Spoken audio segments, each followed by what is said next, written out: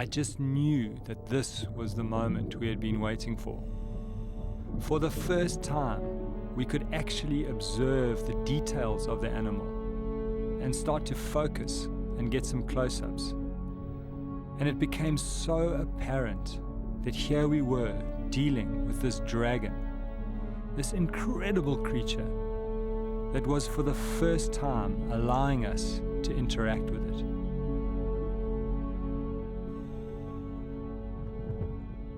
Didier started to work around to the left of the animal, and I started to work to the right. And getting that close, one starts to notice more of the fine details and the horns on its head that give it that dragon-like appearance.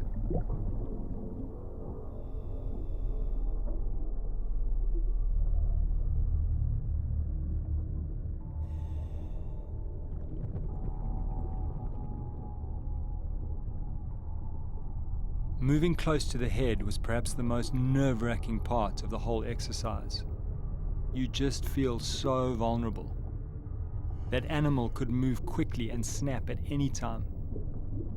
I've never seen anything like this.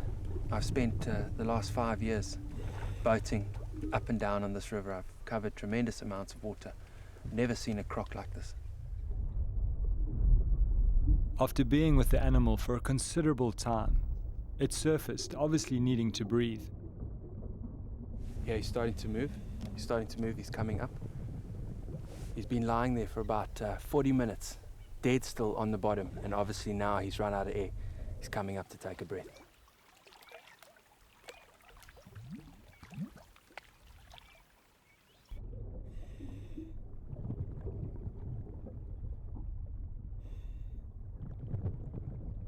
Just using one of the divers, because the guys are so close, I'm sort of using them in comparison to the size of the croc. And I mean, this crocodile is twice as long as a diver with his arms stretched out and his flippers on. So I'm saying that this crocodile is close to 14 foot long. It's a big, big animal. As the crocodile lifted itself up and started walking towards the darkness of the papyrus, I felt like I was watching a scene out of Jurassic Park, but this was real. This was an actual living dinosaur.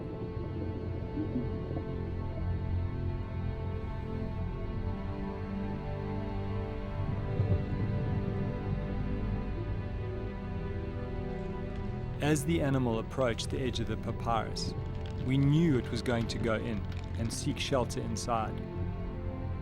We had to make a decision right then and there. Do we follow it or do we abandon the dive? But we felt like the crocodile was inviting us in, and we decided to follow.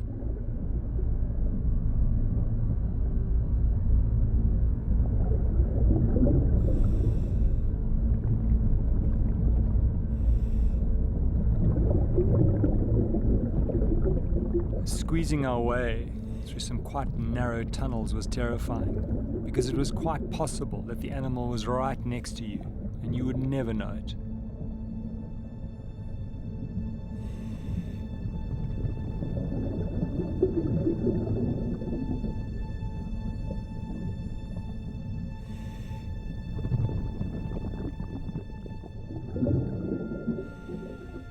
But we followed the sediment trace that the animal had left behind and worked our way deeper into the chamber.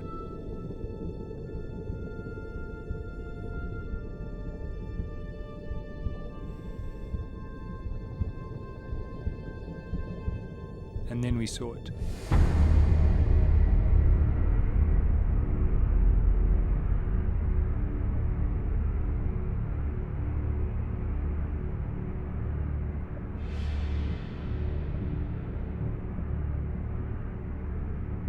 This incredible golden dragon, which was now right at the back of its lair.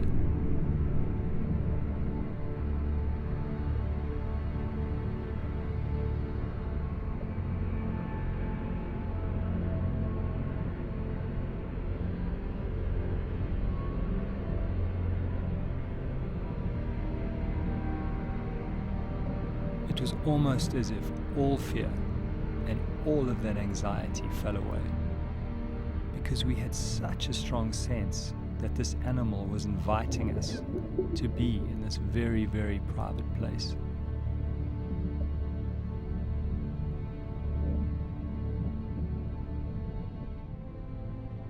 Without doubt, at this moment in the expedition, my whole understanding of Crocodile changed forever.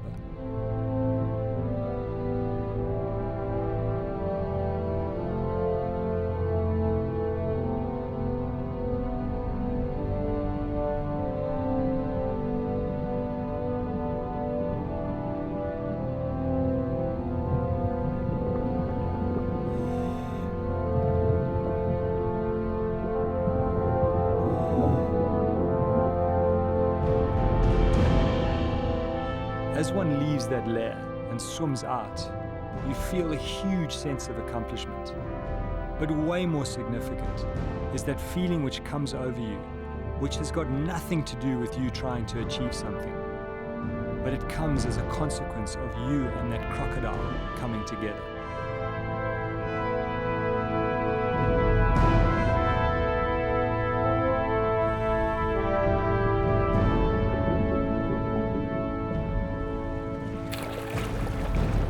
I feel privilege. This is we have seen today something that probably no one has seen before. No one. So it's a huge privilege from nature. It's a gift. If I'm really honest, I can feel I don't know whether it's just the cold, but I feel really kind of shaken, It was just incredible to see that animal, perfectly just standing there in the dark. That was the most intense encounter that I've ever had with a wild animal. And being a wildlife cameraman, after 30 years of experience, I'm telling you that it is once in your lifetime. That's very few animals accept you like this, and I knew that when I was diving with this crocodile, I knew that was a great moment of my life. Yes, I knew it.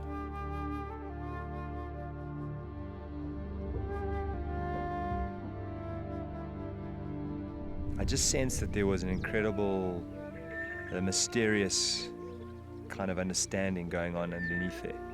And that animal just allowed us to stay there, for all that time. It was amazing.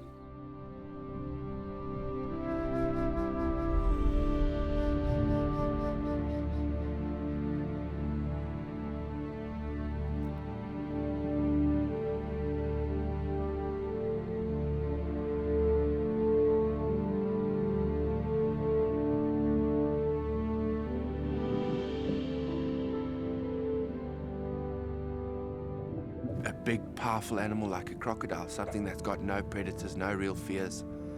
I was thinking that they would show more aggression towards the divers.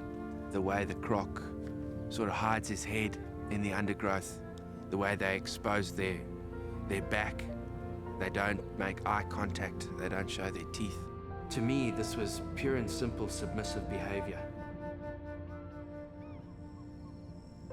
One can be fearful of many things, but most of the time, you're actually fearful of the idea of the thing. And only through relationship, through building a relationship with the animal, do you realize that that fear is totally ungrounded. I think as human beings, it's one of the biggest kind of journeys and challenges in life is learning how to actually, move more away from being in a world where you fear to being in a world where you love and engage and appreciate. And these kind of experiences, where you actually put yourself and open yourself up to engagement, sure they're risky, but they also have the potential for the greatest transformation and the greatest reward. And that's why one does these things.